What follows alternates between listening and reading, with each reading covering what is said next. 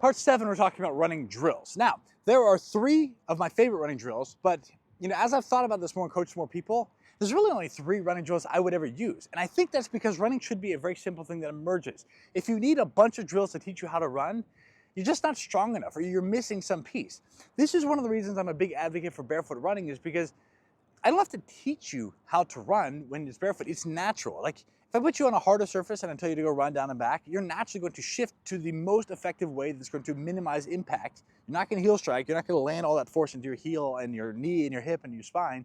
You're going to land on your forefoot, and it's going to be light and bouncy. And you're going to start to feel that over time. It may take some time to get the skin used to it, the tissue used to it, but that's all part of building a foundation. And so if there's a bunch of drills you have to work on, you're missing the point. But when you take away all the things that block your feedback, then all you have to focus on is just naturally starting to put yourself in a place where you can feel the progression.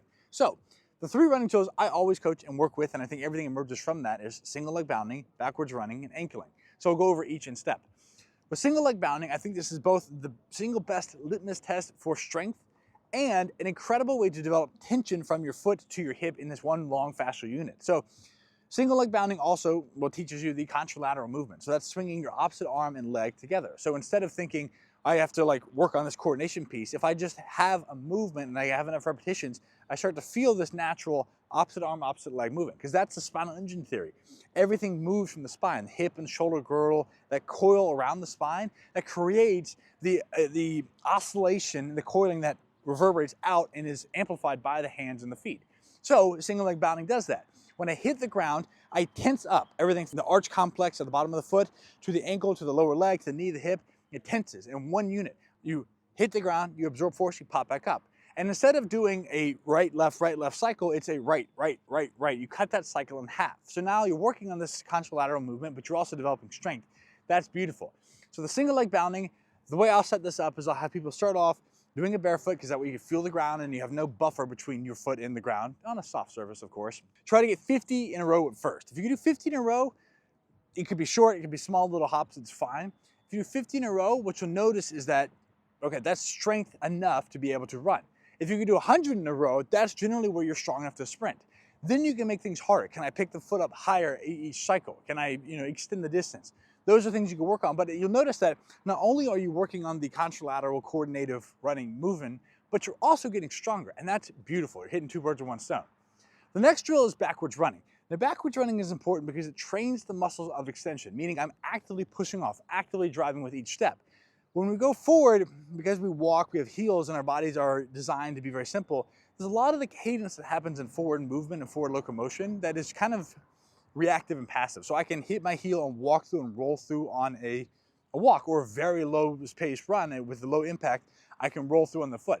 A lot of this stuff happens automatically. So if I fall forward, I have a reflex that will catch me. With that said, if you only rely on those automatic passive tissues to kind of let you roll forward into things, you end up underdeveloping the muscles of extension, meaning the ankle, the foot, the ankle, the hip, the knee, the spine, as I'm driving through. Those muscles that push off every step don't get developed. That's why backwards running is good.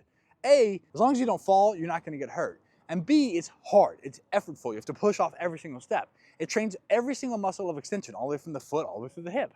And that's perfect, because it really teaches you to drive the shoulder back, to rest, step, and reach back, and to push through your hips.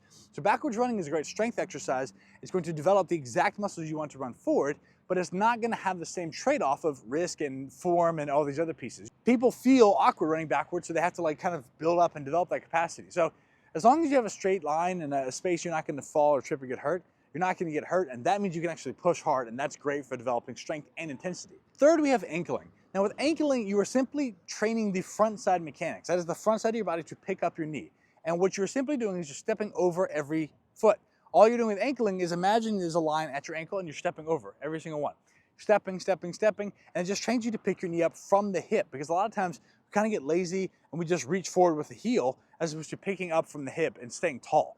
So what you want to think about is all running is an active lift, passive fall. Actively lift up the hip and the knee from the hip flexor, from the psoas, against gravity, and let gravity drop down, and then the plyometric pop off the ground that we talked about in the last section, that rebounds you to the next step. It's easy, and if it's sub-threshold for your plyometric capacity, it just naturally flows. So ankling teaches you to be in this front side mechanics. You start off with ankling, which is just small little steps, over every single ankle, and then you get to mid-calf level, and then you get up to knee level, and you realize that your speed and your overall cadence starts to pick up as your cycle improves. But it keeps you in this front side mechanic as opposed to overextending and reaching from behind where you're stretching out and over leveraging your hamstring and risking injury. Those three things work to create a foundation. Then from that, I guess you could consider this a fourth drill. I think of this as the beginning of running. You have your build-up strides. The plyometric tension of the single leg bounding mixes with the strength from backwards running, mixes with the form of ankling. All of a sudden, you just start to increase your speed. And so you start off at one end of the field, you just slowly start to do an ankling drill, you pick up speed, and all of a sudden you realize, oh, I'm working at like 60%, I'm kind of cruising.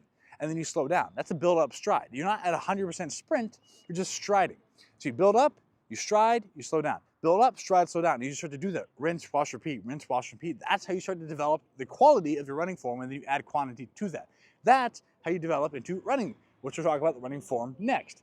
Those three drills will do more for you than anything else. Integrate them as part of your warm-up, and that allows you to develop capacity as you start to get better and better in terms of your feel and confidence for your running. Remember, ankling, backwards running, single leg bounding, those three will take you all the way, and it is just that simple. That's what running should be. Next, we'll talk about what it looks like.